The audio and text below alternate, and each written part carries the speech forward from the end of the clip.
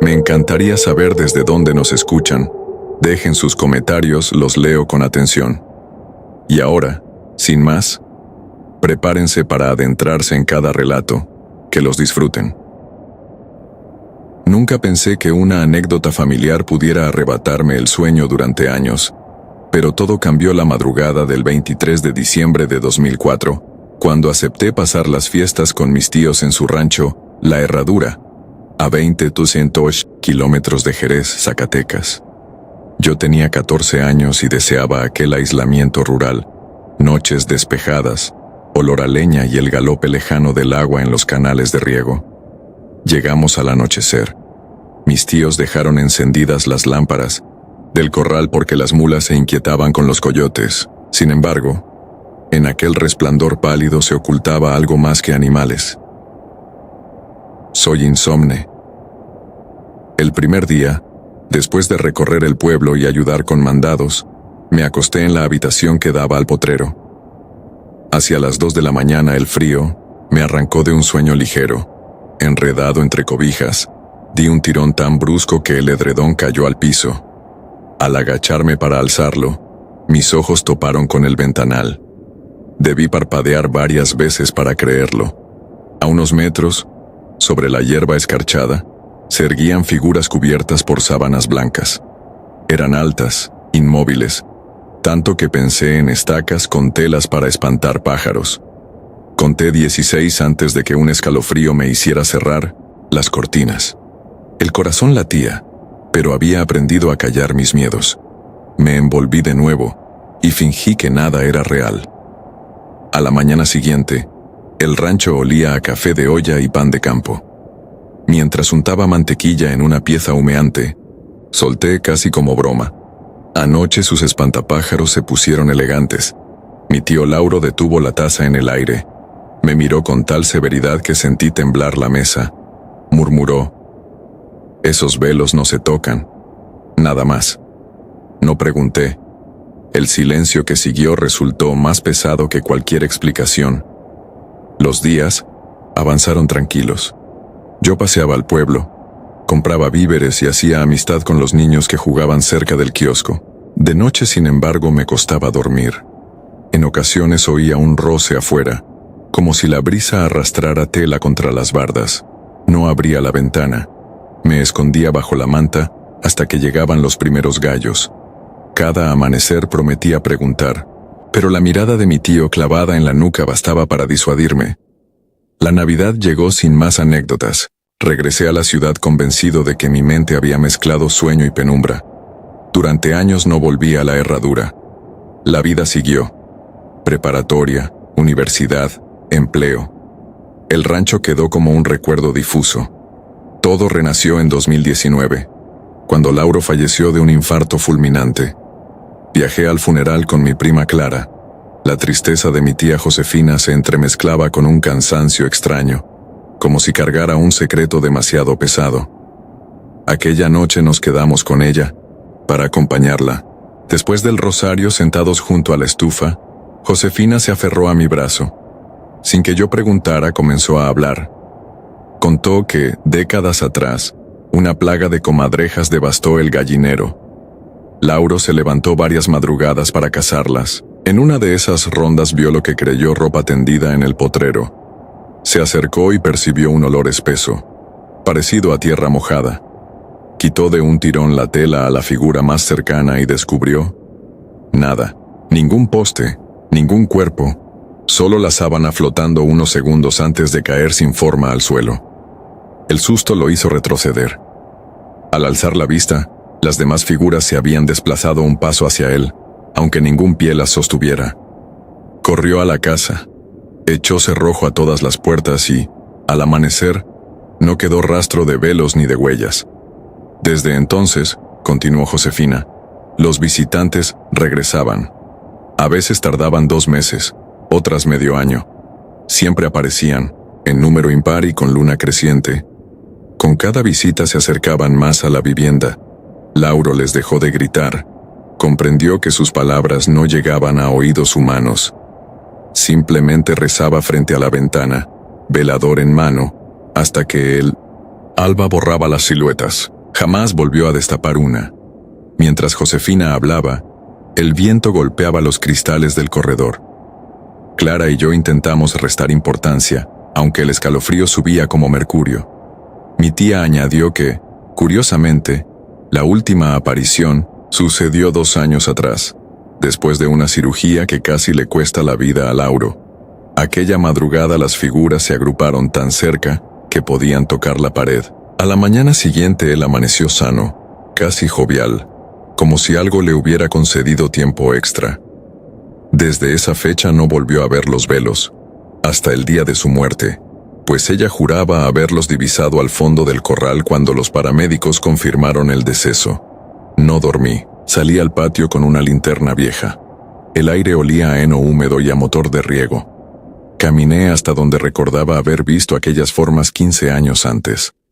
El césped estaba aplastado en círculos irregulares, como si algo pesado hubiera permanecido de pie durante horas. Mis botas crujían y en cada paso la oscuridad parecía tensarse. Volví a la casa convencido de que la memoria me jugaba sucio, pero un detalle me heló. Al sacudir la suela en la entrada, una hebra blanca, finísima y húmeda, quedó prendida en el tacón. Recordaba ese tacto viscoso.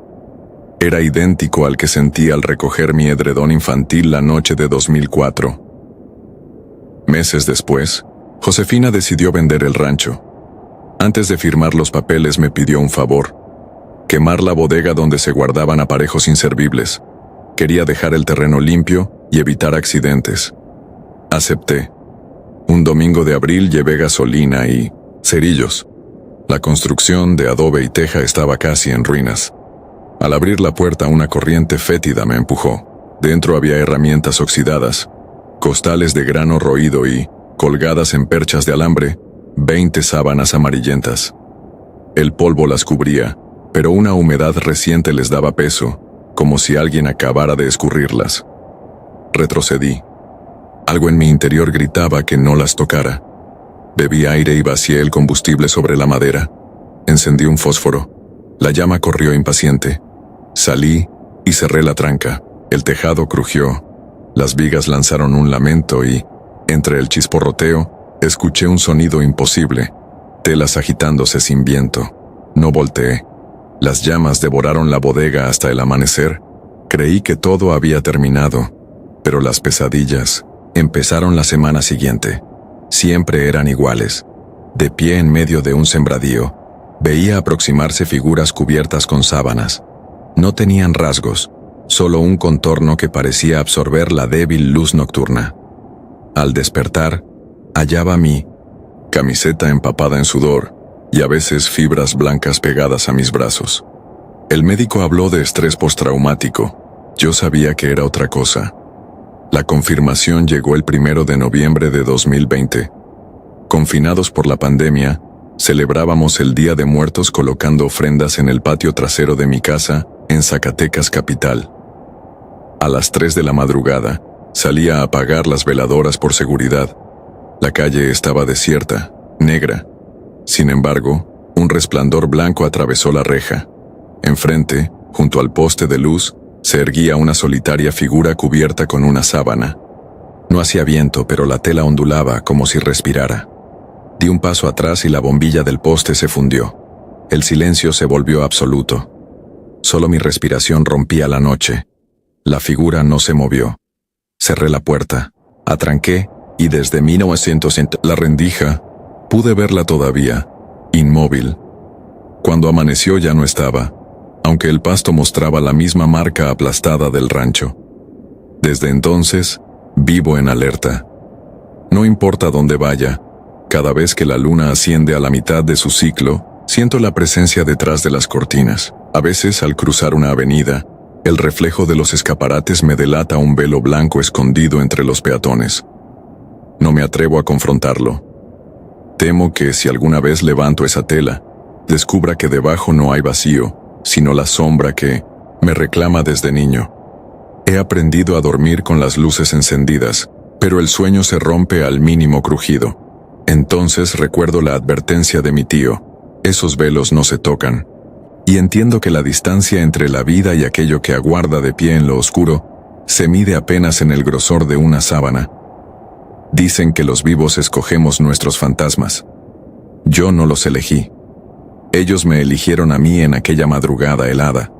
Me observan pacientes y sé que avanzan, aunque sus pies nunca toquen el suelo. Tal vez el día que consigan situarse junto a mi cama se detenga la historia. O tal vez, como ocurrió con Lauro, se marchen satisfechos después de reclamar lo que vinieron a buscar. Mientras tanto, permanezco aquí, escribiendo con los párpados inflamados por el insomnio, tratando de advertir a quien lea estas líneas. Si alguna noche ves algo erguido, cubierto de blanco y demasiado quieto, no te acerques. No hables. No. Retires la tela, porque créeme, nada debajo es mucho peor que algo y el vacío puede seguirte toda la vida. Bestia de lumbre. Nunca he contado esto sin sentir cómo se me enfría la sangre, pero creo que ya es hora de sacarlo de mi pecho. Corría el año 1998 y yo tenía 17 años. Vivíamos en San Miguel del Mezquite, un rancho perdido entre los cerros de Zacatecas donde las noches son tan oscuras que parece que el mundo termina en la orilla de la milpa. Mi hermano mayor, Rogelio, era el orgullo de mi madre hasta que empezó a juntarse con Santiago, el yerbero, un curandero que trabajaba en los bailes de la feria haciendo limpias con ramas de pirul. Papá lo odiaba porque decía que se robaba la fe de la gente humilde. Una tarde, después de una discusión que sacudió la casa, Rogelio se largó sin despedirse. Tenía 19 años y un resentimiento que podía verse en la forma tensa de sus hombros cuando se alejó por el polvoriento camino. Los primeros meses recibimos apenas 2 cartas escritas con una letra temblorosa. Decía que estaba aprendiendo el arte antiguo y que no nos preocupáramos. Después, silencio. A mi madre se le quebraba la voz cada vez que oía un trote de caballos por la terracería creyendo que podría ser él, pero nunca lo era. Pasaron casi 3 años. En ese tiempo crecí más deprisa de lo que quise, ayudando a papá con el maíz y cuidando las 4 cabras que nos daban para vivir. El rancho, mientras tanto, se llenaba de historias siniestras. Hablaban de un animal que se veía entre los agaves, una figura grande, erguida, cubierta de pelo y con la cabeza de coyote. Decían que salía cuando el viento soplaba caliente, justo antes de que el monte se incendiara con el atardecer. Una noche de abril, cuando las flores de mezquite sueltan un polvillo dulce que se pega a la garganta, desperté sobresaltado por los balidos desesperados de las cabras. Corrí descalzo hasta el corral alumbrándome con una lámpara de petróleo. Lo que vi no lo podré borrar. 3 animales yacían abiertos de canal, como si alguien hubiese trabajado con bisturí. La tierra era una esponja que no absorbía tanto, rojo. No hallé cercas rotas ni huellas humanas. Solo un olor a lana quemada y un cerrojo suelto que colgaba balanceándose. Sentí el estómago hundirse. Volví corriendo a la casa, pero no quise llamar a mis padres. Algo me dijo que guardar silencio era de algún modo más seguro. Al día siguiente, la noticia voló más rápido que las parvadas de chachalacas. Pero hubo algo aún peor. En el pueblo vecino, El Terrero, encontraron a un hombre tirado junto a la antigua noria. Tenía la ropa bañada en sangre seca, los ojos perdidos como quien mira fuego lejano. Era Rogelio. Cuando papá y yo llegamos, lo reconocí por los botines desgastados.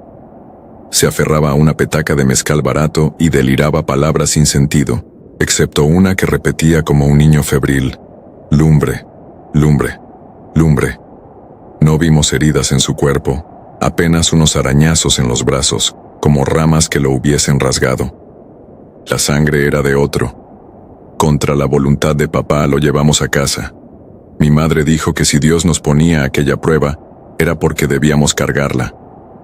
Rogelio duró 2 días tirado en el catre, mascullando rezos torcidos y aferrado a la botella. Cuando al fin abrió bien los ojos, lo primero que hizo fue reír con una voz que no era la suya. Yo estaba solo en la habitación. Esa risa me llenó el pecho de cenizas. Le pregunté qué le había pasado, y él me miró como si me viera a través, tan hondo que creí que adivinaba la última mentira que había dicho en mi vida. Murmuró algo sobre una promesa que no pudo cumplir y sobre el precio que se paga cuando uno juega con fuegos ajenos. Esa misma madrugada volvió a escaparse. En la cocina quedaron sus huellas viscosas, mezcladas con arena negra como si hubiera pisado brasas. Papá dijo que era la gota que derramaba el cántaro, que no permitiría más males de brujos en la casa. Pero antes de que pudiera siquiera terminar la frase, los perros del rancho empezaron a aullar. Un coro largo, doliente, como de duelo anticipado. Sentí un escalofrío que me subió por la espalda al recordar los chismes del ser peludo de cabeza canina. Apretamos la puerta con barra y cierres, y apagamos la lámpara para que pareciera que no había nadie. Afuera se oyeron pasos pesados que crujían las piedras. Después, un golpe contra el granero. Luego, silencio. Apenas respirábamos. Mi madre rezaba en voz tan baja que apenas movía los labios. Cuando pensé que todo había acabado, algo arañó el zaguán.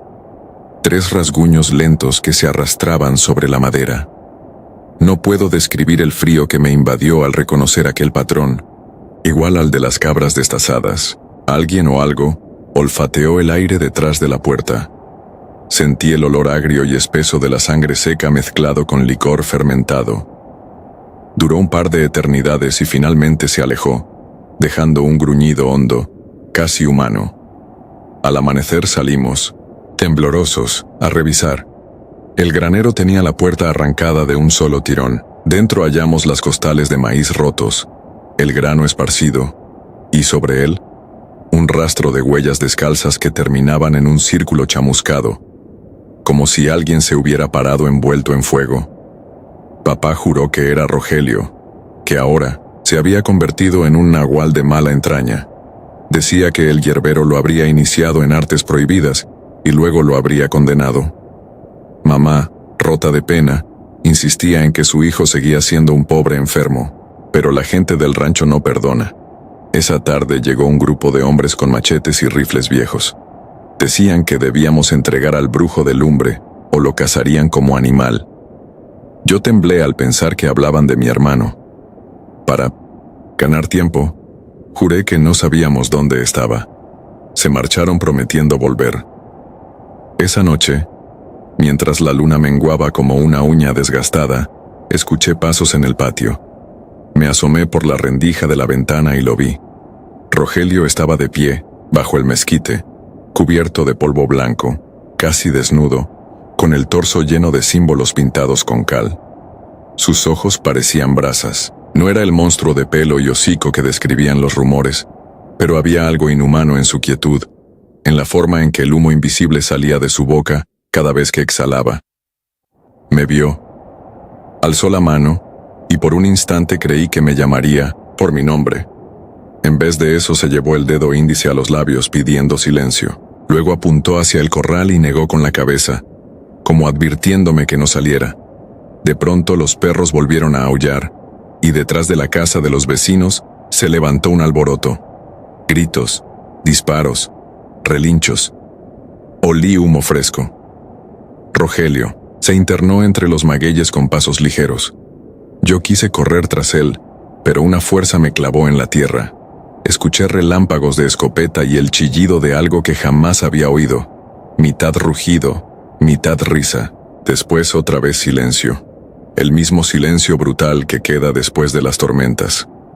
Cuando los gallos cantaron, fuimos a ver qué había sucedido. Encontramos al vecino Julián con la barba chamuscada, murmurando que el diablo se alzó entre nosotros. A un lado, su establo convertido en esqueleto negro y las vacas muertas sin una gota de sangre dentro. Las autoridades vinieron a la tarde siguiente, pero se fueron rápido, diciendo que todo era cuento de borrachos. Los hombres del rancho, sin embargo, formaron cuadrillas para buscar al responsable. Alcanzaron a Rogelio en la ladera del Cerro La Culebra cuando el sol empezaba a caer. Yo iba con ellos, obligado por papá, y todavía me tiemblan las manos al recordarlo. Lo hallamos arrodillado frente a una fogata diminuta. Entonaba un canto en un idioma que no conocía. Tenía los brazos cubiertos de rasguños y una mirada tan resignada que parecía anciano. Cuando nos vio, sonrió triste y dijo apenas: «Quédate atrás, hermano». No hubo tiempo de moverme. Julián, lleno de coraje, detonó su escopeta. El plomo impactó en el pecho de Rogelio y lo derribó sobre la candela. Hubo un destello, un soplo de aire caliente, y luego, nada. Donde cayó, solo, quedó un círculo de ceniza perfecta. Ni sangre ni cuerpo, nada. Los hombres retrocedieron santiguándose y murmurando que habíamos matado un embrujo. Yo caí de rodillas, con un grito que se me ahogó porque no nació de la voz sino del fondo del estómago. Sentí que una parte del rancho se apagaba con ese fuego. Esa noche, la última de abril, dormimos con las puertas abiertas para demostrar que ya no había nada que temer. Sin embargo, yo no pude conciliar el sueño. Afuera, en la lejanía, seguían gimiendo los coyotes de la sierra, pero entre sus voces distinguí un lamento humano, bajo, interminable, como quien arde sin consumirse. Han pasado 27 años. El rancho se vació. Mis padres murieron. Las tierras se vendieron y San Miguel del Mezquite es apenas un puñado de casas vacías. Yo me fui a la ciudad, estudié contabilidad, tuve hijos que jamás han probado la oscuridad verdadera. A veces, cuando cierro los ojos, siento el olor a lana sangrada y escucho el crujir de la puerta del granero. Entonces sé que mi hermano aún anda entre los cerros, mitad hombre, mitad brasa, buscando un último sorbo de mezcal para apagar la sed que le dejó la lumbre. Y en esas noches, abrazo a mis hijos más fuerte, porque el miedo nunca se vence, solo se hereda. No sé qué, era Rogelio.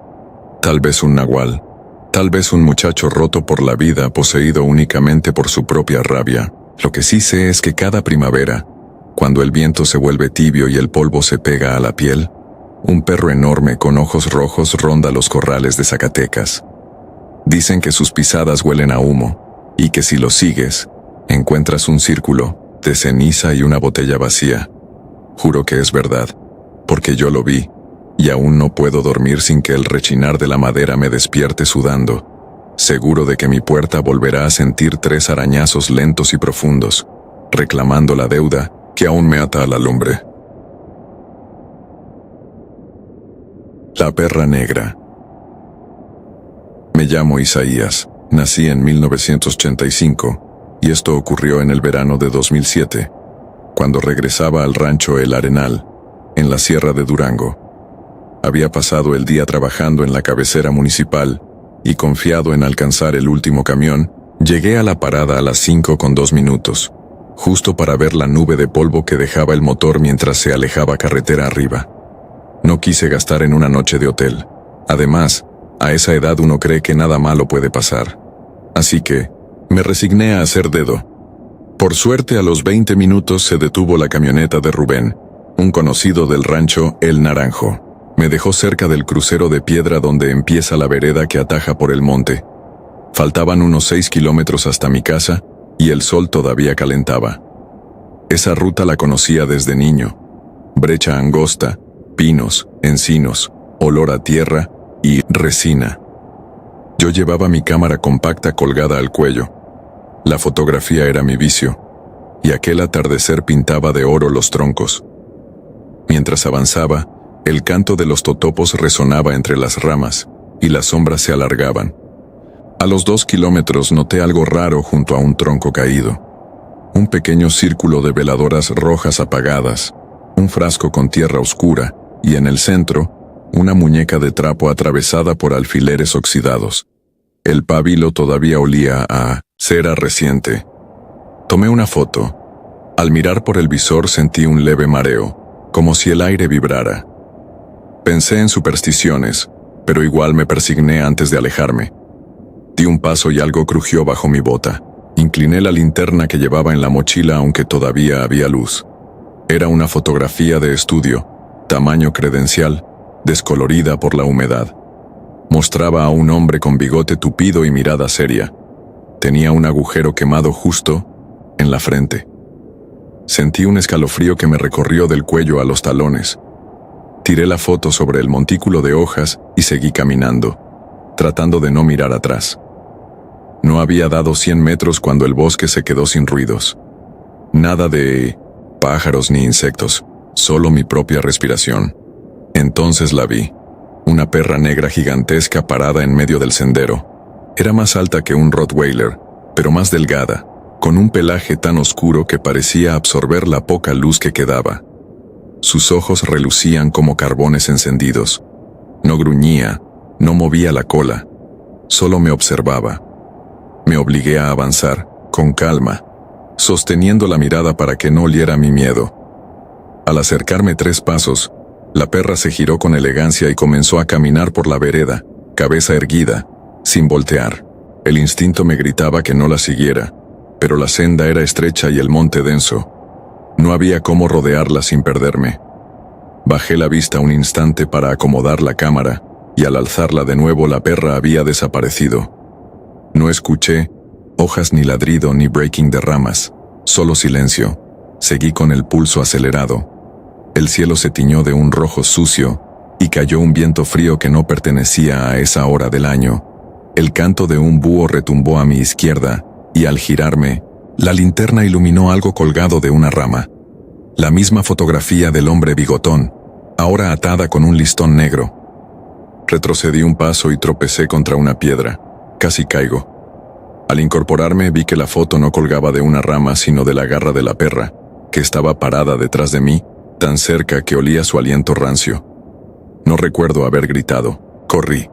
Sentí las ramas rasguñándome la cara, la cámara golpeándome el pecho. Corrí hasta que la luz del cielo se volvió violeta. Cuando paré para orientarme, me di cuenta de que no estaba en el sendero, sino en un claro que jamás había visto. En medio, un círculo de piedras formaba un altar bajo una encina muerta.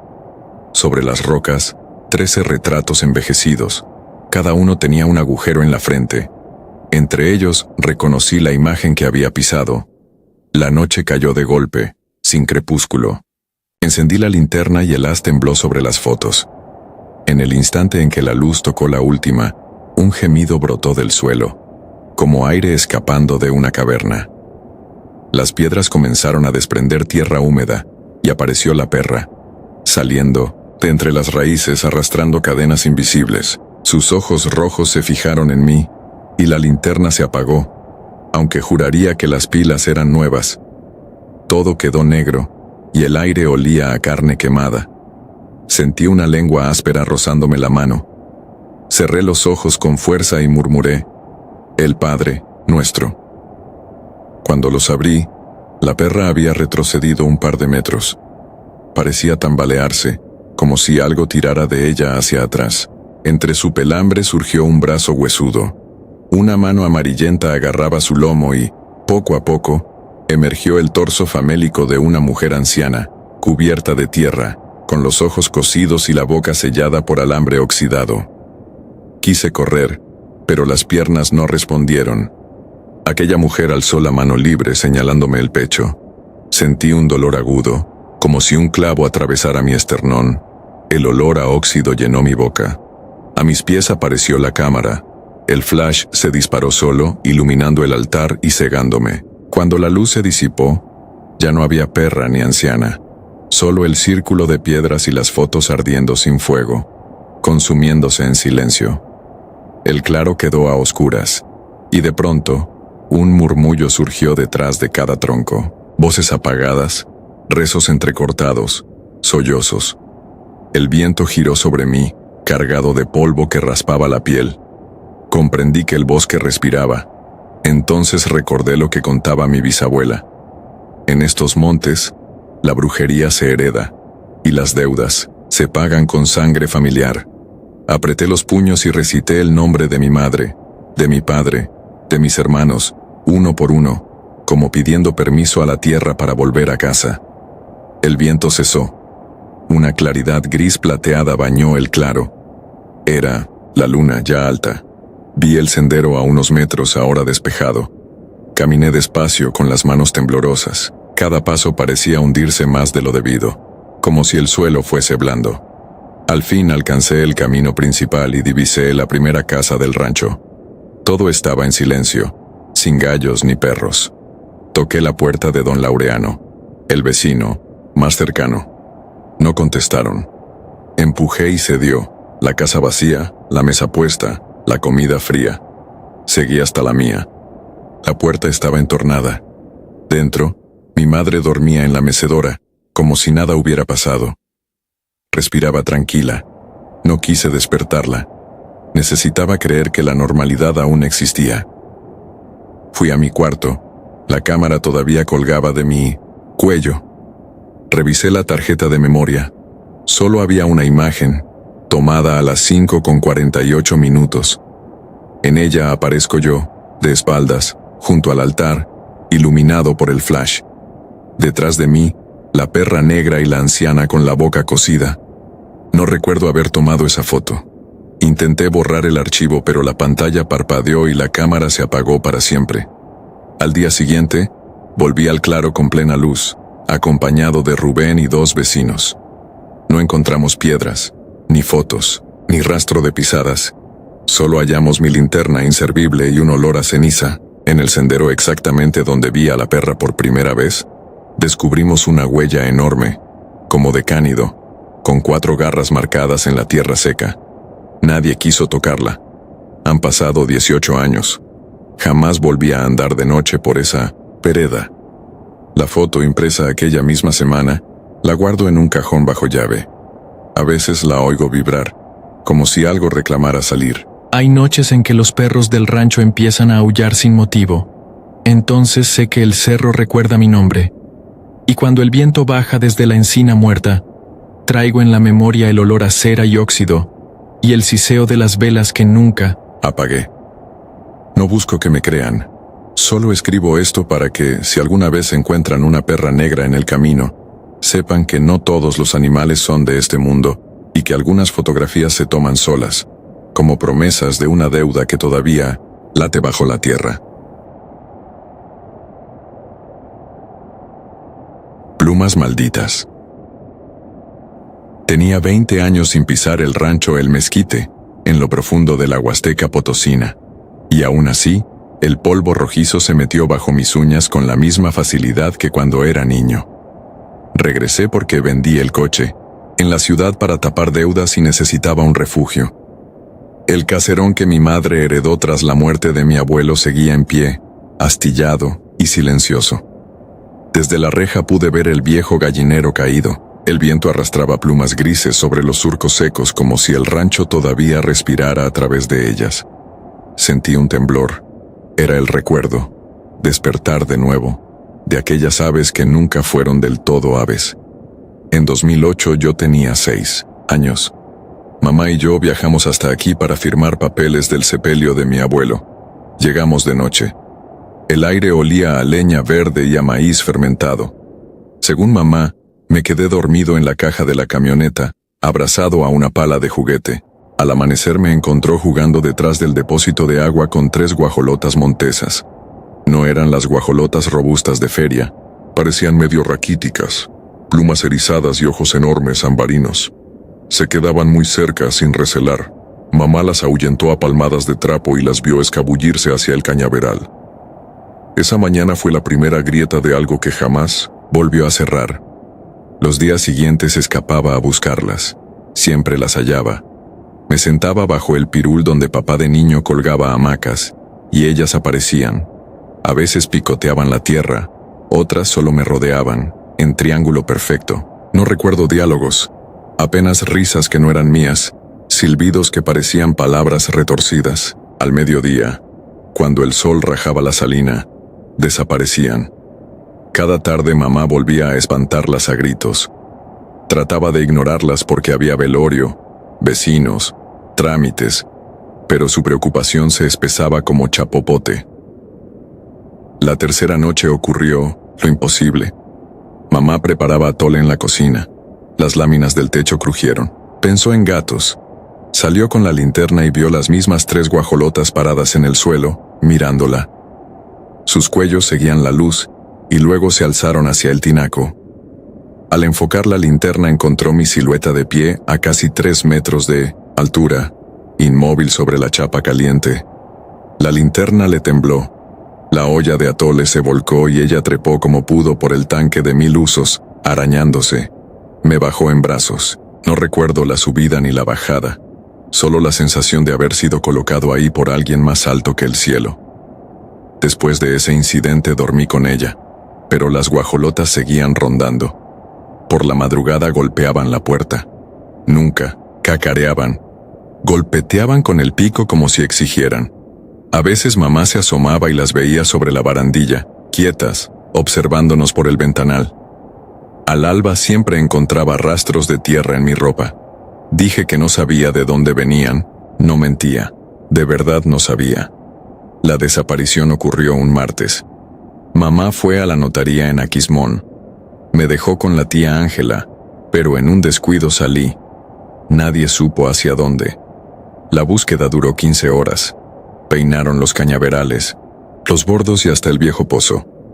Gritaron mi nombre hasta romperse la voz. La policía estatal levantó un acta. Caía un frío inusual para abril cuando al día siguiente golpeé la puerta del zaguán. Estaba cubierto de lodo seco hasta las rodillas, tiritaba. Mamá dice que al abrazarme repetía una sola frase. «Aléjalas, por favor, apestan a muerte». Detrás, a contraluz, las 3 aves aguardaban alineadas. Sus penachos parecían más largos, sus ojos más humanos. Esa misma tarde cerramos la casa y huimos a Matehuala. Nunca volvimos hasta ahora. Sin embargo, al cruzar la adolescencia empecé a soñar con viejas decrépitas que reían con bocas sin dientes. Veía sus pieles llenas, de plumas incrustadas y el triangulito perfecto que formaban alrededor de mí. Despertaba sudando. No lo contaba. Quería creer que era simple pesadilla. Ayer por la noche, ya adulto, entré a mi antigua habitación. El aire olía a estiércol podrido. Revisé el armario y encontré mi pala de juguete cubierta de plumas idénticas a las de entonces. Saqué el celular para alumbrar y vi algo en la ventana. 3 sombras encorvadas. Alcé la luz y solo estaban los mezquites meciéndose, pero el vidrio conservaba marcas de pico, frescas con un polvillo gris pegado como ceniza. No dormí. Amanecí sentado frente a la puerta esperando que tocara el golpe seco que tanto temía. Cuando la primera luz rozó el corral, escuché a las aves. No era cacareo, era un carraspeo de garganta humana. Abrí lentamente. Del otro lado no había guajolotas, sino 3 ancianas huesudas. La piel cuarteada, ojos ambarinos. Vestían sayales oscuros manchados de tierra. Una extendió una mano, larga, con protuberancias que parecían cañones de plumas listos para brotar. No habló. Solo bajó el dedo índice al suelo y dibujó un círculo. Sentí que un lazo invisible me jalaba hacia ellas, igual que de niño. Cerré la puerta de golpe, barré con la mesa y corrí a la trasera. Salí sin llaves, sin cartera, directo al monte. Corrí hasta la noria derrumbada donde de niño buscaba renacuajos. El aire estaba pesado. A cada paso oía aleteos. No miraba, atrás. Me metí en la boca seca de la noria, ahora convertida en cueva polvosa. En la oscuridad recordé el tiempo perdido, la subida al tinaco, la desaparición. Comprendí algo. No me habían llevado entonces.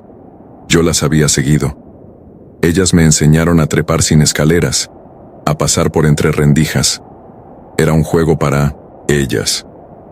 Yo era su muñeco y había vuelto. Aquello no era un rancho heredado. Era un corral, y yo su cría fallida. Afuera comenzó un rasguño sobre la roca. 3 garrazos rítmicos. Luego silencio. Pensé que se irían con la luz plena del día. El sol avanzó y las sombras dentro del pozo se achicaron, pero el frío empeoró. El rasguño cambió por un golpeteo hueco. Miré arriba, 3 siluetas recortadas contra el cielo. Las ancianas se asomaban justo al borde. Sus rostros estaban invertidos, cuencas negras, bocas abiertas en una risa sin sonido que revelaba encías jaspeadas. Cayeron plumas sobre mi cara. Sentí que algo me miraba desde el fondo del pozo y que el fondo era un espejo que abría una boca mayor. No grité. El llanto se quedó atrapado como piedra en la tráquea. Toqué la pared buscando grietas. Hallé una hendidura, Empujé y se desprendió, un tabique, luego otro. El hueco me escupió a un túnel de adobe derruido. Me arrastré hasta la luz de la otra salida, detrás de los corrales secos. Emergiendo, supe que el rancho ya no sería mío ni de mi madre. Era dominio de esas cosas que jugaban a ser aves. Ahora escribo sentado en la estación de autobuses de Ciudad Valles. El teclado del teléfono tiembla con mis dedos.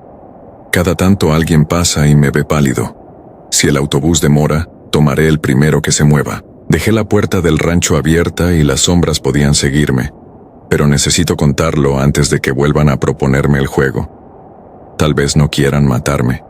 Quizás solo buscan que regrese al sitio al que pertenecí por un día y 2 noches, de infancia. Sin embargo, mientras tecleo, el canto de un guajolote callejero hace eco detrás de la terminal. El sonido no parece animal, es carraspeo de mujer vieja que celebra. Y sé que, si me quedo quieto, ellas encontrarán la forma de colocarme de nuevo sobre un techo imposible, o al fondo de un pozo que ya no tiene fin.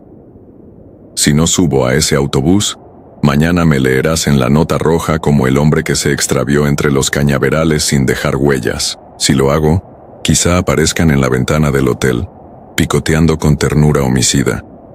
Ya escucho pasos de pico contra el piso de cemento, y el guardia dice que no hay aves aquí dentro. No importa. Donde sea que cruce el umbral del sueño, ellas llegarán con su triángulo perfecto, con sus plumas que huelen a tumba abierta, a repetir el juego que comenzó cuando era un niño y no sabía decirles que no. Conté esto para librarme, para avisarte. Si alguna vez ves 3 guajolotas grises que no se asustan y cuyos ojos se sienten demasiado humanos, no las dejes seguirte.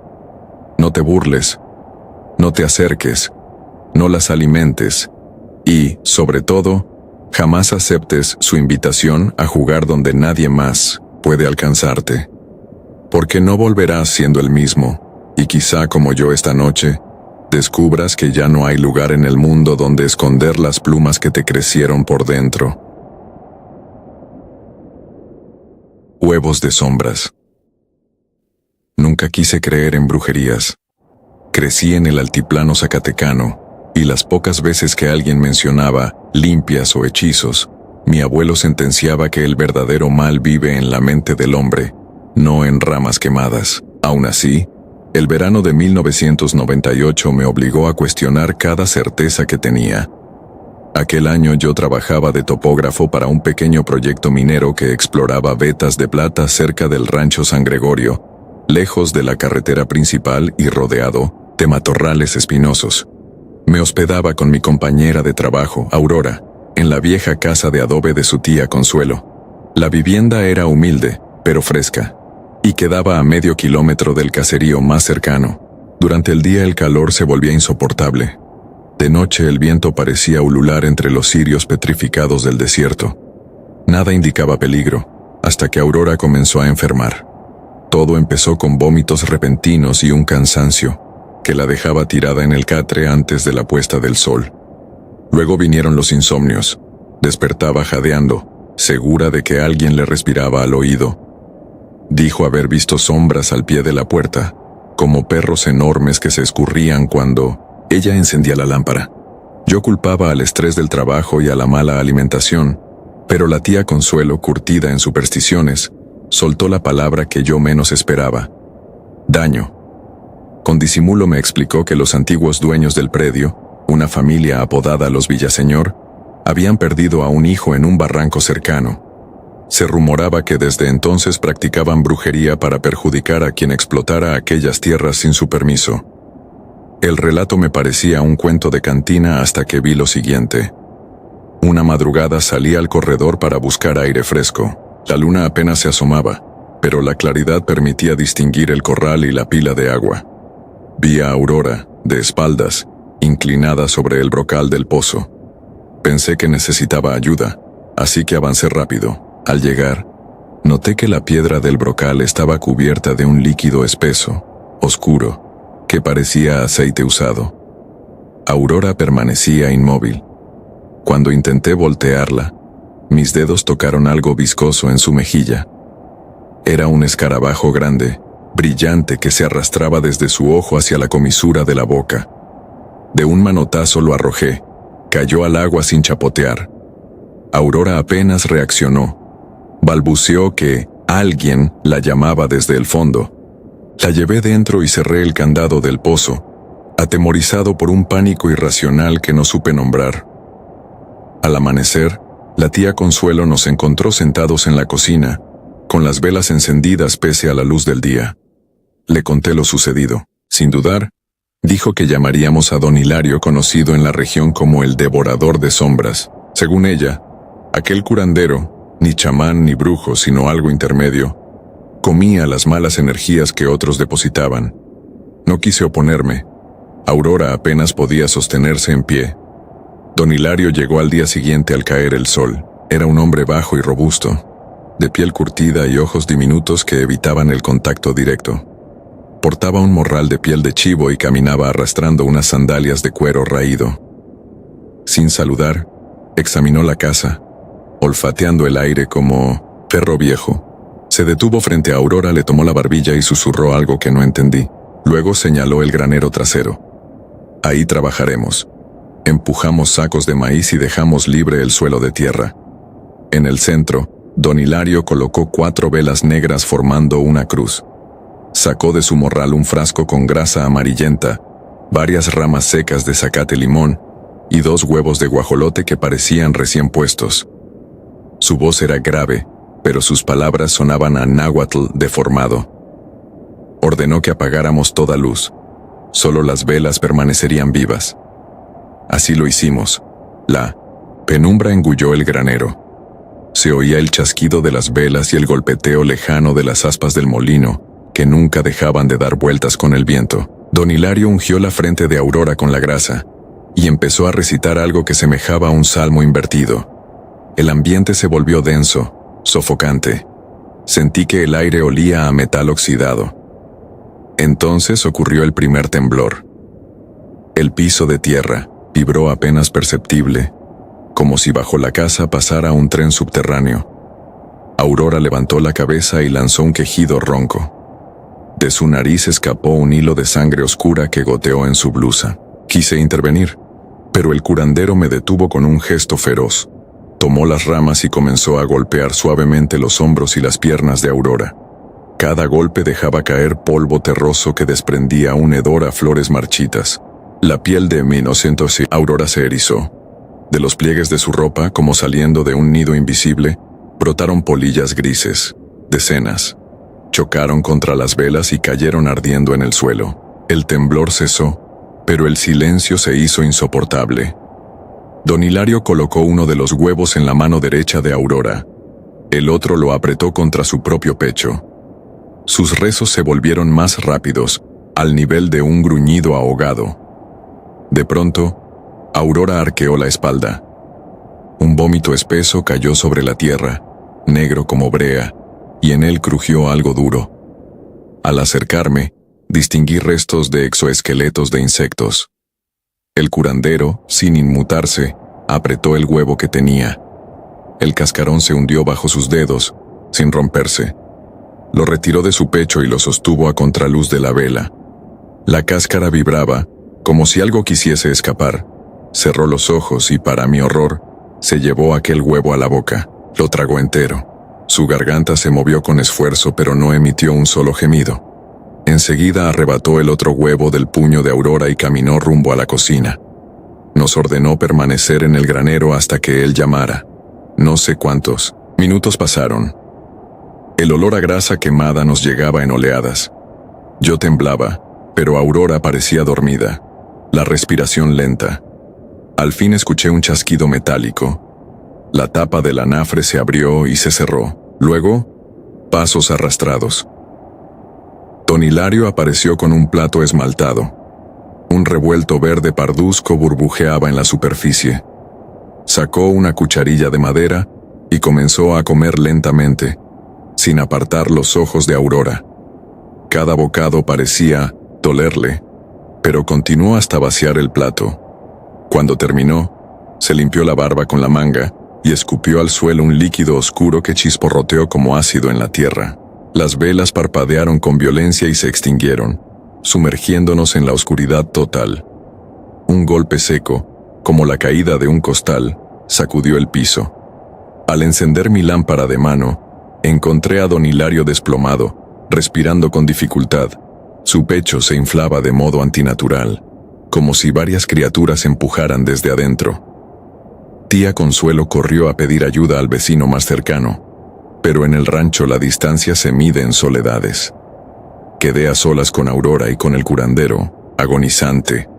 Su piel había adquirido una palidez verdosa. Cada exhalación venía acompañada de un zumbido, como enjambre dentro de un cántaro. En un momento, su abdomen se convulsionó. De su boca surgió una sombra espesa que trepó por el aire y atravesó la rendija del tejado perdiéndose en la noche.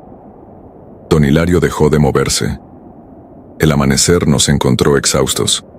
Aurora despertó con fiebre leve, pero lúcida. No recordaba casi nada. Del granero retiramos el cadáver antes de que los opilotes olieran la muerte.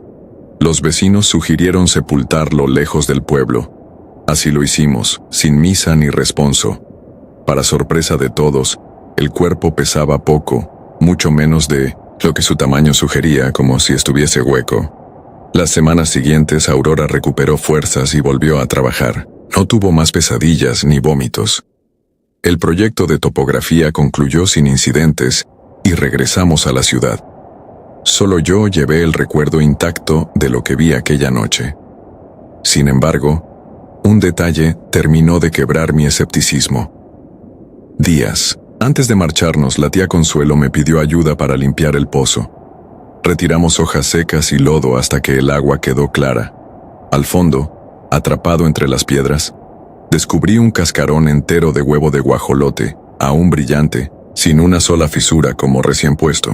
Al intentar sacarlo con el gancho de hierro, la cáscara se abrió sola. Un humo negruzco emergió y se disipó en un instante. El aire alrededor se volvió gélido, aunque estábamos a pleno mediodía. No conté nada a Aurora. Ella merecía vivir, en la calma que el devorador le compró con su vida. Yo, en cambio, sigo escuchando en mis sueños el zumbido que brotó de su garganta. Hay noches en que despierto con la sensación de tener algo atragantado, un huevo duro que late en mi esófago, esperando a que el sueño me venza para nacer entre sombras.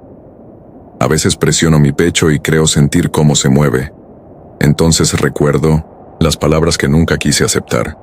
El verdadero mal sí puede comernos desde dentro y siempre tiene hambre. La sombra que arrastra.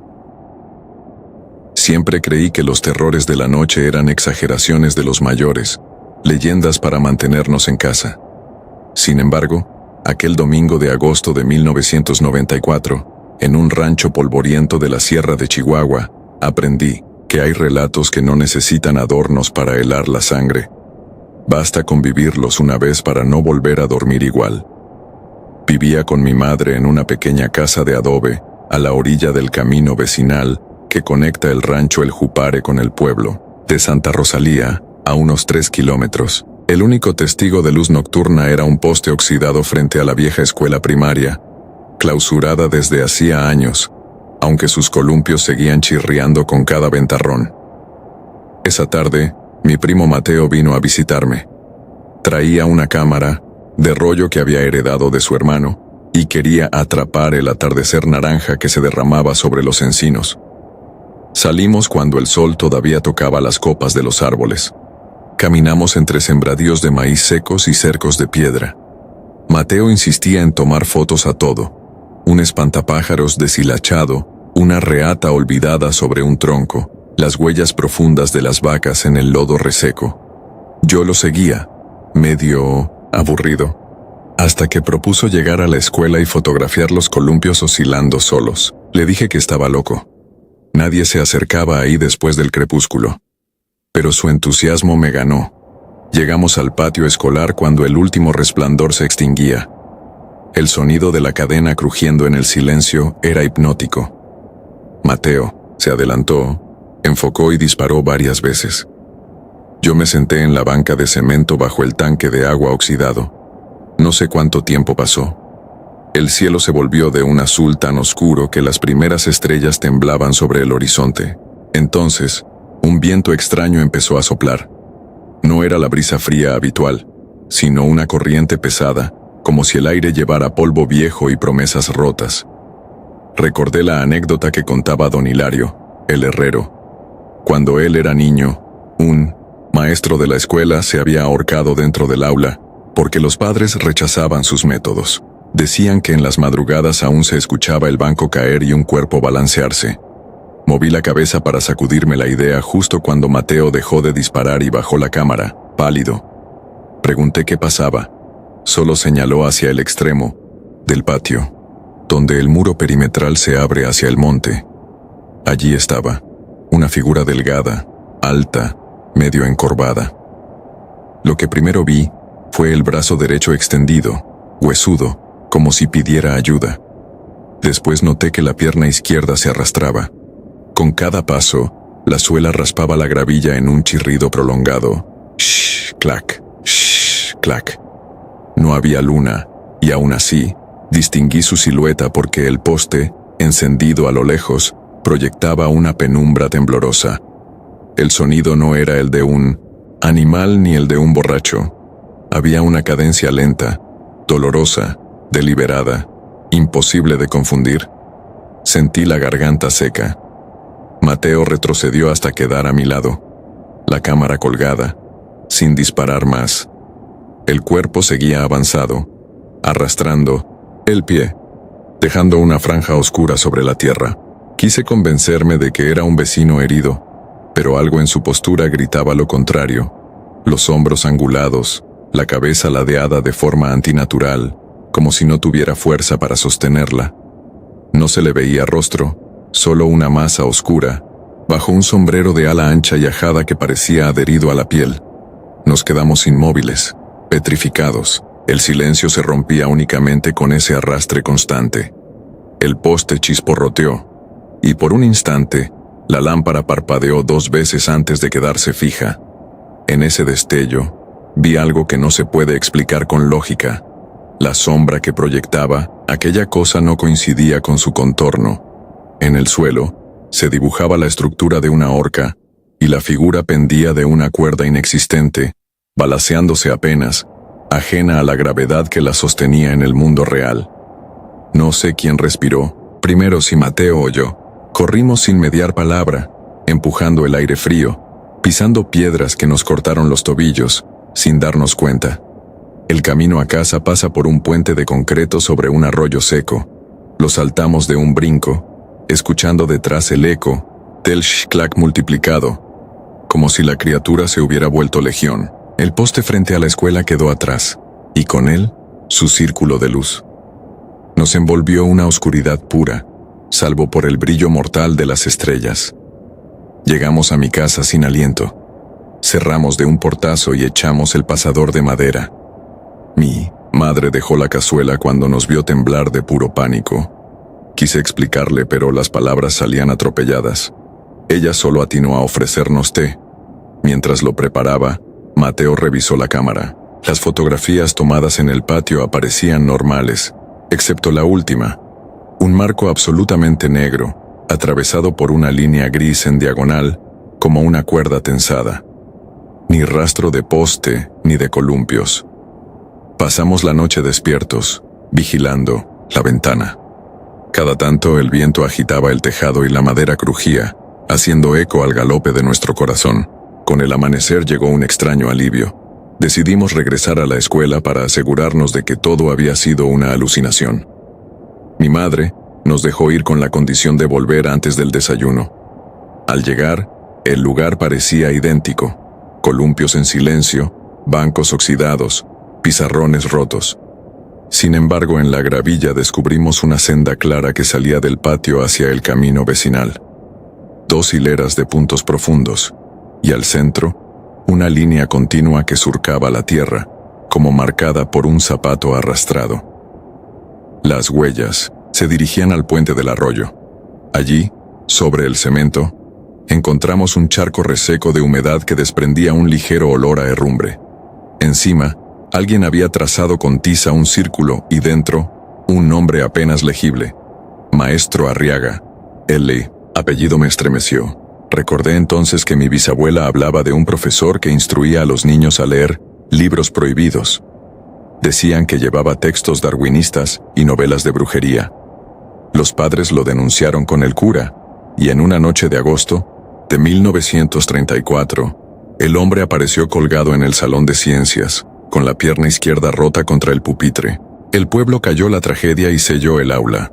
Con los años la escuela se clausuró. Aquella misma fecha coincidía con nuestro encuentro, un 14 de agosto, 6 décadas después.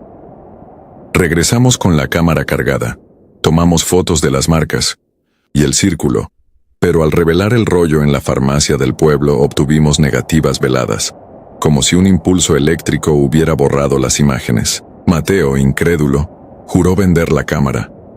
Yo no lo culpo. Algunas ventanas es mejor no volver a abrirlas. Poco después, mi madre decidió mudarnos a Delicias con una tía. El rancho quedó atrás, pero cada vez que agosto se aproxima, siento en la planta de los pies aquel clac reptar en mi memoria. He intentado buscar registros del maestro Arriaga. Solo hallé en la hemeroteca una nota amarillenta que menciona: un educador acusado de herejía, encontrado fallecido de forma trágica. Nada más.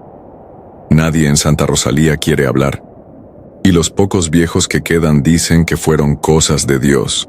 A veces pienso que la sombra que vimos no era un fantasma, sino la culpa colectiva de un pueblo que prefirió silenciar la injusticia. Se convirtió en un ser errante, condenado a vagar arrastrando la pierna rota, ofreciendo la mano a quien lo mire, como pidiendo que lo reconozcan al fin. Esa idea me atormenta más que cualquier aparición. Saber que los vivos podemos fabricar monstruos con nuestro desprecio y luego enterrarlos bajo capas de olvido. Han pasado 30 años. Leo historias de terror para convencerme de que lo mío fue simple imaginación.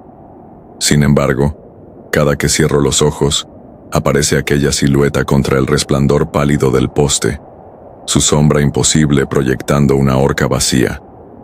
Entonces, regresa el viento espeso, el olor metálico, y recuerdo que hay verdades que no necesitan fotografía para existir.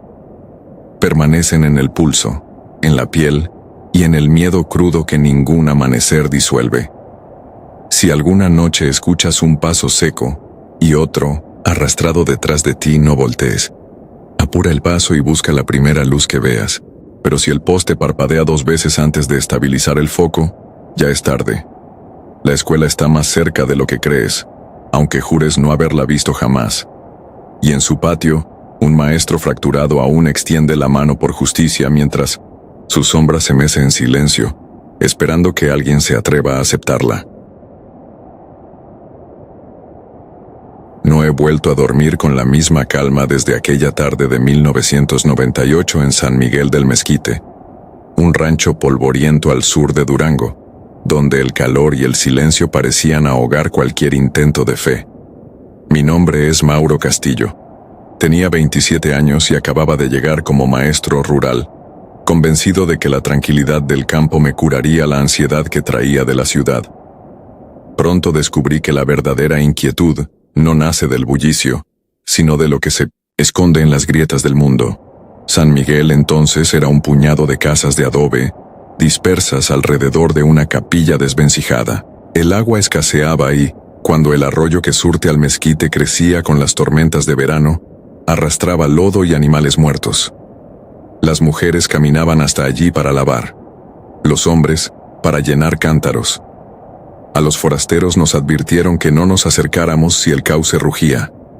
Pero, recién llegado, yo no tenía ropa que planchar ni ánforas que llenar. La señora Rosa, una viuda que me rentaba un cuarto, mencionó que poseía una casa abandonada en el Lomerío, a medio kilómetro de la escuela. Allá hay un lavadero, maestro. Si prefiere, suba y lave su ropa con agua de pozo limpia y fresca. Agradecí el gesto. Después de la jornada escolar cargué mi morral con camisas sudadas y seguí el sendero serpenteante entre mezquites. Era media tarde y el sol, aún pesado, pintaba sombras largas sobre la tierra cuarteada. La casa lucía sólida pese al abandono. Muros anchos, tejas de barro, una sola ventana de madera astillada que daba directo al lavadero. Empujé la puerta. Un rechinido seco retumbó en el interior hueco. Aún así, la penumbra resultaba menos sofocante que el aire de afuera. Llené el piloncillo con agua de un barril cubierto y me dispuse a tallar. A los pocos minutos me llegó un hedor agrio, como carne rancia olvidada al sol. Pensé que quizá un mapache se había colado y muerto bajo el techo. Me cubrí la nariz con la manga y seguí tallando entre chorros de jabón. Al alzar la vista, hacia la ventana vi, dentro de la sala oscura, una figura quieta. Era la silueta de un hombre de traje antiguo, la piel blanquecina en la penumbra y, lo que me paralizó, pequeños tapones de algodón sobresaliendo de nariz y oídos. Cerré los párpados y los froté con los dedos enjabonados, convencido de que el reflejo del atardecer me gastaba una mala broma. Si aquello era un difunto, debía de ser un recuerdo estampado en mi imaginación por las historias de velorios que los abuelos repiten. Respiré hondo, pero el olor empeoró, penetrante, dulce y podrido al mismo tiempo. Cuando volví a mirar, la figura estaba ya junto al alféizar a escasos centímetros del lavadero. Vi con claridad el rostro marmóreo, los labios color ceniza hundidos en una mueca ajena a la vida. El corazón me retumbó en los oídos. Tiré el jabón y salí corriendo, dejando la ropa flotando en el agua gris. El chiflido del viento me persiguió hasta el camino, como un lamento contenido entre los mezquites. Esa noche no conté a nadie lo sucedido. Sentado en la cama intenté razonar. Tal vez un vecino entró sin que yo lo notara y quiso asustar al forastero. Sin embargo, el detalle de los algodones, que solo se colocan a los muertos, socavaba cualquier explicación lógica. Dormité con la lámpara encendida, sobresaltándome cada vez que los perros aullaban en la calle. Pasaron semanas. En el rancho decían que la vieja casa pertenecía a la familia de Rosa desde la Revolución, pero nadie vivía allí, porque un antepasado, don Silvestre, había fallecido en la sala hacía décadas, velado en el mismo lugar donde la gente juraba ver luces extrañas. Yo rehuía el tema y volvía al arroyo para lavar, aun cuando los charcos de fango me salpicaran las piernas. La imagen del cadáver pegado al alféizar me seguía como sombra. A fines de noviembre, la viuda me ofreció comprar la casa a plazos. Decía que necesitaba dinero para marcharse con parientes a la capital. El precio era apenas simbólico: paredes sólidas, terreno propio y la promesa de un pozo que nunca se secaba. A pesar de las pesadillas que me acosaban, la idea de tener mi propio techo me tentó. Firmamos un papel simple ante el comisario y la propiedad pasó a mi nombre. Bastó cruzar la puerta con aquella llave oxidada para que regresara el hedor, aunque más sutil, como si respirara bajo el polvo. Me armé de valor. Abrí todas las ventanas y dejé entrar la luz áspera de mediodía. Durante las siguientes semanas pinté muros, cambié tejas y barnicé puertas. Cada noche, sin embargo, un murmullo parecía deslizarse por los pasillos. Me repetía que era el viento, que la soledad provoca alucinaciones auditivas. Colocaba libros y macetas junto a la pared donde había visto al difunto, como si bastaran para contener algo más denso. Poco antes de Navidad sufrí un sueño vívido. Caminaba por mi sala y hallaba a un hombre alto, con sombrero de ala ancha y el rostro cubierto de tierra húmeda. Me hablaba sin abrir la boca. No quiero lastimarte, solo avisa que detrás de ese muro descansa lo mío. Señalaba la misma pared junto a la ventana. Desperté sobresaltado, con la garganta seca. La casa entera crujía en la madrugada. Un aire helado escapaba por las rendijas. A la mañana siguiente, descubrí un hilo de yeso agrietado en la zona que el visitante señalaba en el sueño. El color era más oscuro, como si hubiese absorbido humedad desde dentro. Recordé las viejas historias de entierros clandestinos en tiempos de bandolerismo. Tesoros osarios víctimas de fiebre española. Decidí no derribar nada, pero la curiosidad ardía. Compré una barra y un martillo. Los guardé en un rincón y pospuse el impulso, como quien oculta una carta peligrosa en el cajón. prometiéndose olvidarla. La vida cotidiana siguió con normalidad aparente. Clases, misa de domingo, tertulias en la plaza mientras la banda tocaba corridos. Sin embargo, mi sueño ligero detectaba pasos suaves en la sala. Un golpe débil contra la pared me despertaba puntualmente a las 3. El aire adquiría la misma peste dulzona que en el lavadero, solo por segundos, suficiente para que el estómago se revolviera. La salud empezó a mermar, ojeras marcadas, palidez y una jaqueca que latía desde la nuca hasta las sienes. Una tarde gris, cuando el viento arremolinaba polvo y hojarasca, el pozo se vació de golpe. Saqué el cubo y solo subió barro espeso. Bajé la vela para inspeccionar. El agua estaba fresca más abajo, pero flotaba una película aceitosa con motas ambarinas. Ese olor, el mismo que me había perseguido, emanaba de la profundidad. Comprendí que la casa entera sangraba desde dentro. El 1 de febrero, extenuado, tomé la barra y golpeé la pared. El yeso cedió rápido, como si hubiera perdido voluntad. Bajo la capa salió a la vista adobe viejo, agrietado por la humedad. 3 golpes más y se abrió un hueco. Un aire frío golpeó mi cara con un tufo insoportable. Iluminé con una linterna un espacio hueco entre muros, de apenas medio metro de ancho. Dentro había huesos revueltos, telas desgastadas, un sombrero de ala ancha y sobre todo un cofre pequeño, de hierro oxidado. Sentí la lengua áspera, el pulso disparado. El eco de un gemido se deslizó desde la sala como brisa helada. Con manos temblorosas limpié el cofre. La tapa estaba asegurada con un candado corroído que cedió al primer martillazo. Dentro, monedas de plata ennegrecidas, una fotografía sepia de un hombre, traje oscuro, ojos firmes, y junto a la imagen, un fajo de papeles en espiral, ilegibles por la humedad, salvo una frase garabateada en tinta desteñida. Que mi cuerpo guarde mi fortuna, y mi casa guarde mi respiro. Sentí que la habitación giraba. Al levantar la linterna hacia la abertura vi, pegado a la pared opuesta, un rostro blanco, los algodones saliendo de su nariz. Su boca se curvó apenas, como quien reclama algo que es suyo. Retrocedí tropezando. Con escombros. La linterna cayó y se apagó. En la oscuridad escuché un golpe seco, luego otro, como si un peso se dejara caer al suelo de la cavidad. Salí a tientas, corrí hacia la puerta sin mirar atrás. El aire del crepúsculo parecía más vivo, las cigarras rugían en coro macabro. No dormí en la casa esa noche. Después de horas vagando por el pueblo, amanecí sentado en la banca de la plaza. Conté lo ocurrido al párroco y al comisario. 2 hombres fueron conmigo a inspeccionar. Encontraron el muro rasgado, pero dentro solo había tierra suelta y el cofre vacío a mis pies. Ningún hueso, ningún cadáver. Juré que los había visto, que el rostro del hombre seguía grabado en mi mente con precisión quirúrgica. Me miraron con lástima, achacándolo al estrés. Abandoné San Miguel del Mezquite al día siguiente. Vendí la casa por la mitad de lo que me costó. El comprador, un comerciante de ganado, no quiso escuchar historias.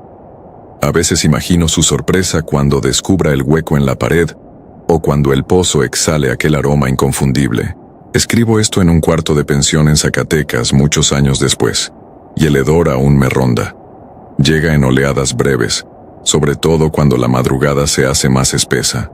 Entonces cierro los ojos y lo veo de nuevo. Los algodones blancos, la piel ceniza, la mueca apenas dibujada. Sé que no descansará hasta recuperar lo que le arrebaté al quebrar ese muro. Sé también que un día volveré a olerlo y comprenderé que el susurro sepulto viene a reclamarme.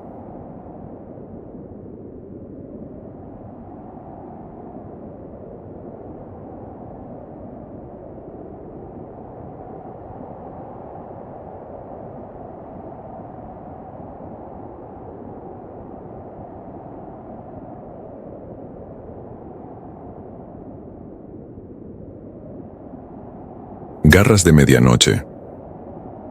Tiendo a mentir cuando alguien me pregunta por qué detesto los techos de lámina. Digo que el ruido me quita el sueño. La verdad nació en 1997, Cuando yo tenía 17 años y vivía con mi hermana Clara en un rancho casi fantasma llamado El Mezquite, en los llanos de Zacatecas. La carretera estatal quedaba a 3 kilómetros y el primer vecino estaba a 500 metros, lo bastante lejos para que cualquier grito muriera antes de llegar a otra puerta. A nosotros nos pareció un buen refugio tras la muerte de nuestros padres, pero bastó una temporada de cosecha para que la soledad revelara su peor cara. La casa era de adobe encalado, el baño, un diminuto cobertizo de madera detrás del corral. Desde niñas, mi madre y mi abuela repetían la misma regla. Después de la última gallina nadie sale. Clara la respetaba. Yo creía que los temores de las mujeres mayores servían para mantener a los niños a raya, hasta que la noche del 13 de septiembre mi estómago me traicionó. Habíamos cenado frijoles recalentados con chile seco. Me despertó un retortijón que no admitía espera.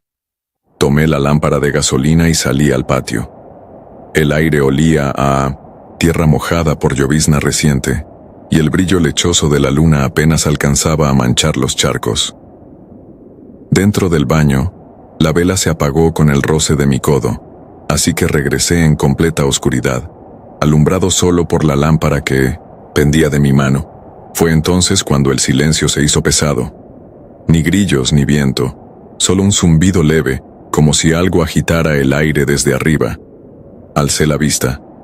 Sobre el techo, al borde de la bajante, había una silueta encorvada. No distinguí su forma exacta, apenas la curva de un lomo con mechones ásperos y dos extremidades dobladas al revés, como navajas de hierro viejo. La lámpara tembló, la luz saltó contra las láminas, y la figura retrocedió un paso extraño, casi un brinco. Yo corrí al interior, cerré el postigo y me quedé pegado a la puerta sudando hielo. No desperté a Clara. Fingí que había sido una sombra. Sin embargo, la noche siguiente empezó el calvario. A las 2 de la mañana escuché un clomp, y luego otro, espaciados. Parecía que algo pesado caminaba de un extremo al otro del tejado. Las pisadas terminaban encima de la habitación que compartíamos. El sonido, media suela, media pezuña, rebotaba en la madera del cielo raso. Clara abrió los ojos y me miró. No hablamos, solo nos cubrimos con la cobija, como si eso impidiera que nos viera desde arriba. Al tercer día los animales reaccionaron. Las gallinas se negaban a subir al palo para dormir. El guajolote más viejo se quedó en el corral con las alas abiertas, mirando el techo, hasta que amaneció tieso, muerto de algo que no era frío. Encontramos huellas en el enjarre, 4 hendiduras largas, paralelas, delgadas como las arpas de un gallo, pero hundidas en el barro seco con la fuerza de un pico. Seguí creyendo que podía haber un mapache rabioso, un perro grande. Necesitaba creerlo para dormir. Por la tarde fui al pueblo a buscar al herrero. Le encargué 2 puntas de hierro y una vara. Dije que iría a matar un tlacuache que se comía mis aves. El hombre me miró raro, pero aceptó. Al caer la noche clavé las puntas en un palo de mezquite y dejé la lámpara y un machete a los pies de la cama. Con los ojos abiertos, aguardé el clomp. Cuando llegó, sentí como el colchón vibraba. Clara apretó mi antebrazo. Yo me deshice de su mano, agarré el improvisado lanzón y salí al patio descalzo. La luna estaba casi llena. El techo resplandecía como piel húmeda. Al principio no vi nada, solo el chisporroteo del quinqué que colgué en la hornilla exterior. Entonces un chorro oscuro cayó desde arriba y manchó la loseta. Un líquido espeso que olía a sangre, de res vieja. Levanté la lámpara. Algo se incorporó junto a la chimenea. Era más alto que un perro, más bajo que una cabra, pero con una columna que terminaba en una cola pelada. Tenía los brazos pegados al tronco, y las patagarras se enganchaban a la lámina como garfios.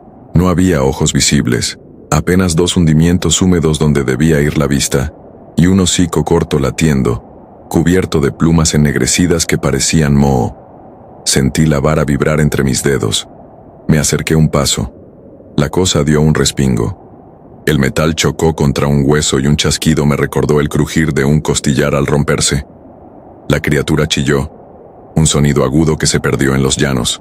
Saltó, planeó sobre mí y cayó detrás del gallinero. Oí a las gallinas escandalizarse. Corrí por el machete, pero al volver solo vi polvo. Seguí el rastro de sangre, coágulos espumosos que relucían como brea bajo la luz. Me llevó al antiguo pozo, tapado desde que el agua se contaminó con arsénico. La tapa de madera estaba corrida. El hedor a óxido me revolvió el estómago. Volví, con Clara al amanecer. No había dormido. Ella me estaba esperando frente a la estufa, con la piel gris de miedo. Quise darle una explicación, pero se me trabó la lengua. En vez de hablar, subí al techo a inspeccionar. Había plumas pegadas con sangre, mechones de un pelaje café, y un agujero donde las láminas se habían doblado hacia adentro como si algo hubiese caído desde el cielo. Las noches siguientes la bestia cambió su rutina. Ya no se paseaba. Se quedaba inmóvil, respirando. Era peor, porque ese silencio tenso obligaba a mis nervios a imaginar su postura, la vibración de sus patas sosteniéndose en equilibrio, el latido que empujaba esa sangre casi negra. Clara rezaba apretando un rosario. Yo, que nunca tuve mucha fe, cargaba el machete y el lanzón todo el tiempo. Ninguno de los dos hablaba de huir. La cosecha estaba a medio prender y un préstamo nos ataba a la tierra. El 19 de septiembre, a las 3:15, la criatura dio un paso en falso. Escuché un rechinido de lámina y luego un golpe sordo en el suelo. El gemido que soltó fue tan grave que pensé en un toro herido. Salí al patio. El quinqué se había apagado. La única claridad venía de Venus asomada en el oriente. Guiado por el gemido, llegué al corral. El animal estaba atrapado en la trampa para coyotes que usábamos en la siembra. Un lazo de alambre sujeto a una estaca. Se retorcía, pero el alambre le había cortado la pata trasera, esa pata con escamas de guajolote. El hueso blanco brillaba, se revolcaba levantando polvo y estiércol, y cada vuelta mostraba partes nuevas. Pelaje ralo en el lomo, costillas marcadas, plumas erizadas en la nuca y un vientre lampiño que palpitaba como un fuelle. No tuve misericordia. Hundí la punta de hierro en su pecho, justo donde imaginé un corazón. El cuerpo se arqueó, expulsó un chorro caliente que me empapó la camisa, y luego quedó inerte. Un crujido acompañó el último espasmo. La pata restante se soltó de la trampa. El animal quedó tendido boca arriba, la lengua bífida colgando. Allí, bajo la débil luz del amanecer, medí mi terror con detalle. El hocico era de perro, pero más corto, y los dientes salían como astillas fuera de la encía. Las garras delanteras eran manos atrofiadas con membranas delgadas, casi transparentes, que unían los dedos como alas de murciélago. El torso parecía de un mono famélico, y en lugar de costillas había placas óseas superpuestas. Debajo de la piel latían sacos llenos de aire, hinchándose y desinflándose en una mueca post-mortem. Sin embargo, lo que más me aterró fueron los ojos. No tenían globo ni iris, solo huecos profundos, oscuros, donde un brillo interior se apagaba lentamente, como una brasa hundiéndose en ceniza. Arrastré el cuerpo hasta el pozo contaminado, lo empujé dentro y eché cal encima. Clara me observaba desde la puerta con un candil, las piernas temblándole. Cuando la madera volvió a cubrir la boca del pozo, el rancho se quedó extrañamente callado, como si toda ave, insecto y alimaña hubiese entendido que algo perverso había sido devuelto a la tierra. Dormimos con los párpados abiertos hasta que salió el sol. Por la tarde cargamos lo necesario en la camioneta destartalada de mi padre y nos marchamos hacia Fresnillo. Vendimos la cosecha a un verde, pagamos la deuda y nunca volvimos. A veces Clara me escribe desde Ensenada. Sueña, con pasos sobre su techo, incluso bajo lluvia. Yo renté un cuarto en un barrio ruidoso de Ciudad Juárez. El bullicio me sirve de escudo, pero aún despierto a las 3:15, oyendo el clomp imaginario. Hace un mes recibí la noticia de que en el mezquite ya no vive nadie. Las maquiladoras compraron la tierra. Por simple masoquismo conduje hasta el rancho, atravesé los campos secos y encontré la casa convertida en ruinas. El pozo estaba abierto. La tapa había desaparecido. Me asomé cubriéndome la nariz. No vi huesos ni pellejos, solo un túnel húmedo, infinito, que parecía respirar con el viento. Alrededor del brocal había marcas recientes, 4 hendiduras, largas paralelas hundidas en la costra de cal. Me marché antes de que oscureciera. En la carretera el retrovisor mostró algo encaramado a la caja de la camioneta. Una mancha que no era polvo ni sombra. No volví la cabeza.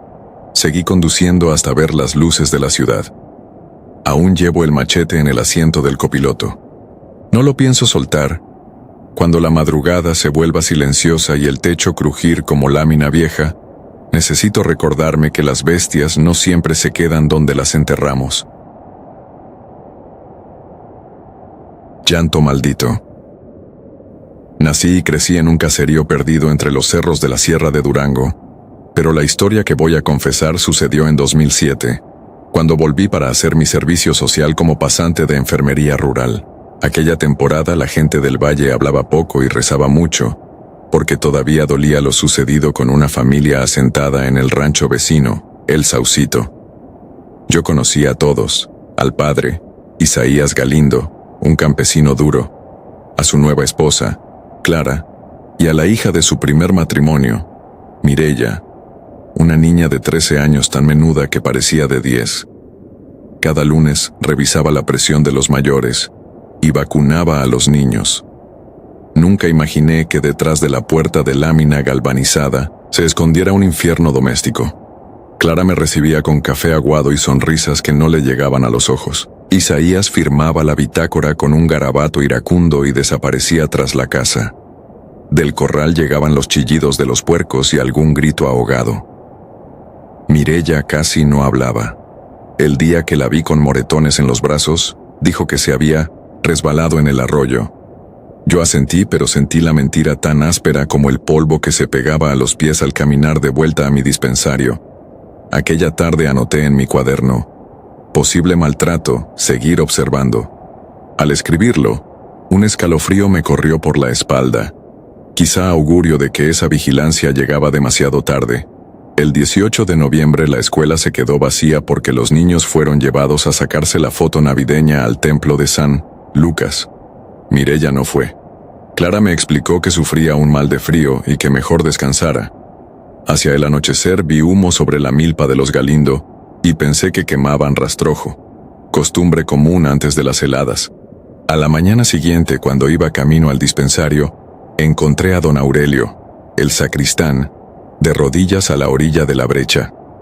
Se persignaba a ritmo frenético y murmuraba que el demonio andaba suelto en el Saucito. Pregunté, y el viejo solo alzó la mirada vidriosa. La niña, mija, la niña. Llegué corriendo a la casa de los Galindo y hallé un tumulto. Mireya colgaba de un lazo amarrado a la viga del zaguán, ya sin vida. Clara lloraba en un rincón, mientras Isaías gritaba que ella se lo había buscado. Nadie se atrevió a tocar el cuerpo hasta que llegó la patrulla municipal, 5 horas después. La ambulancia tardó aún más, porque la brecha era de lodo. En ese lapso no hubo rezo que calmara la desolación que se instaló en el patio. El viento traía un olor acre, mezcla de estiércol y flores pisoteadas, como si el rancho entero se hubiera roto por dentro. Yo apreté mi estetoscopio, consciente de que era inútil. Mireya llevaba horas muerta. El funeral se organizó al día siguiente en la capilla de adobe. Cuando colocaron el ataúd de madera de pino sobre 2 bancos, comenzó algo que todavía me entume los huesos. Entre las letanías se coló un sollozo prolongado, finísimo, imposible de ubicar. No provenía ni de Clara, ni de Isaías, ni de las mujeres que rezaban el rosario. Era un gemido femenino que salía de las paredes mismas. Algunos pensaron que el viento se filtraba entre las grietas, pero en el valle el aire duerme pesado en las noches frías. Yo sentí como el llanto me arañaba la nuca y quise voltear. No lo hice, como si hubiera un instinto antiguo que me indicaba no buscar su origen. A medianoche, de guardia junto al féretro, me tocó quedarme con Isaías y con el sacristán. Ninguno hablaba. El sollozo regresó, más intenso, más cercano, y los cirios parpadearon como si alguien exhalara sobre las llamas. Isaías se tragó su orgullo, se enjugaron las lágrimas que finalmente brotaban y soltó la voz. Es Alma, la mamá de la niña. Entonces supe que la primera esposa había muerto de meningitis 3 años antes. La habían enterrado en el panteoncito del rancho, a 1 kilómetro al poniente. Sus cenizas, decían, nunca terminaron de enfriarse. La madrugada posterior al entierro, caí rendida en el dispensario. Me despertó un golpe en la puerta de metal. Afuera Isaías tiritaba con los ojos enrojecidos. Juraba que dentro de su casa se escuchaba el mismo llanto y que venía del cuarto de Mireya. Fui con mi linterna, más por deber que por valentía. Al entrar, el aire estaba helado, y encima de la cama huérfana apareció un rastro de agua, como si hubieran dejado un jarro volcado. Isaías refunfuñó que era imposible. Durante la sequía de ese año, el pozo de la comunidad llevaba semanas a medio, y esa agua olía a río recién crecido. El sollozo resonó otra vez. Creo que ambos quisimos salir, pero el pestillo se atoró. Fue ahí donde percibí un perfume tenue, mezcla de jabón de lavandería y hierbabuena, fragancia que luego supe que Alma usaba para perfumar la ropa de su hija. En el Saucito la noticia corrió como pólvora. La Llorona rondaba la casa de los Galindo. A la tercera noche, varios vecinos escucharon el lamento arrastrarse por los callejones de tierra, golpeando las fachadas como granizo invisible. No se habló de duendes ni de brujas, sino de una madre que no encontraba descanso mientras el verdugo de su niña siguiera con vida. La gente dejó veladoras en las ventanas, pero eso no bastó. Una madrugada, Isaías y Clara huyeron a la capital en el viejo pick-up de la familia. Contaron que la última noche el llanto entró por la chimenea y se convirtió en un chillido que partía los oídos. Clara, dicen, cayó desmayada. Isaías se arrodilló y en medio de su ruego juró que sintió una mano invisible pegársele a la nuca, helada como mármol. El comisariado ejidal organizó una colecta para traer a un sacerdote de la diócesis de Durango. Llegó el padre Esteban, un hombre huesudo que no tenía miedo a lo sobrenatural, eso decía. Celebró una misa en la capilla y luego nos llevó al panteón. Quería rezar sobre la tumba de Alma, pero al remover las flores secas encontró la cruz desgajada, como si alguien la hubiera torcido con ira. El padre apenas pudo pronunciar el primer responso cuando un aullido brotó de las entrañas de la tierra.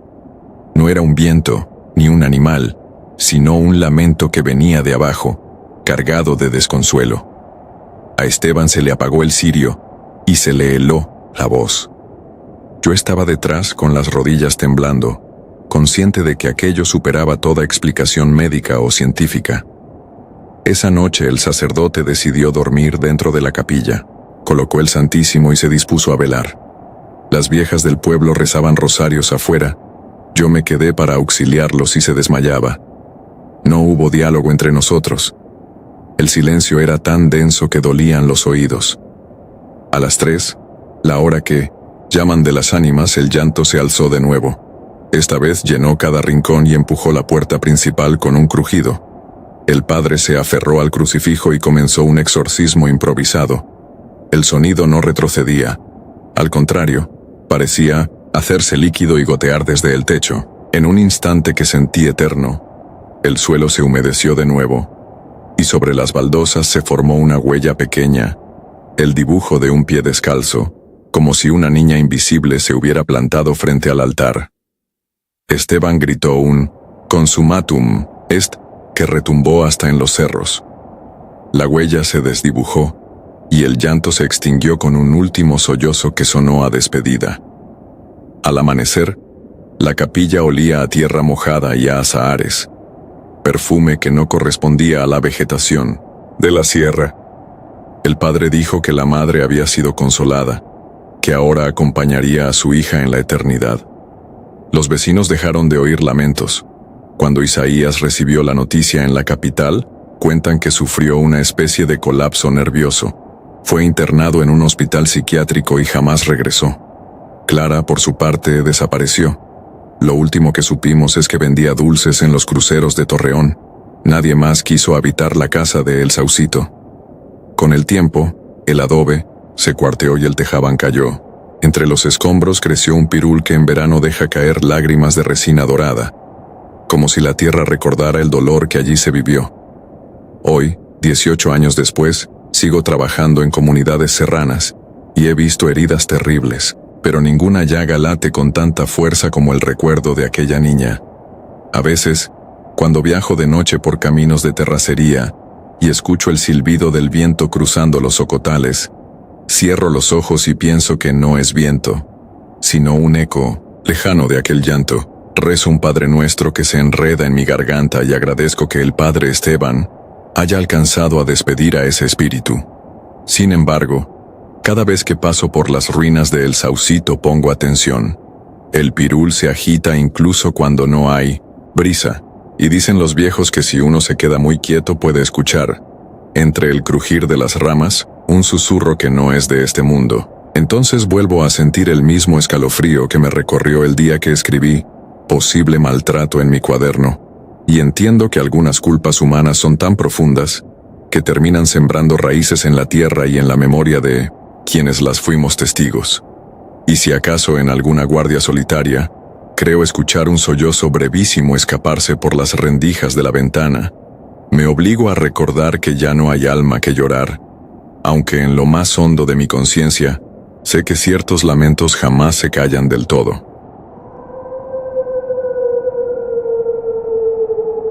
Si te gustaron estos relatos, regálanos tu like y déjanos tu comentario.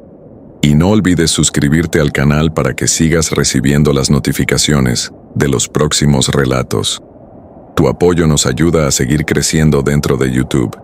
Y nuevamente, mil gracias y nos vemos en el próximo relato.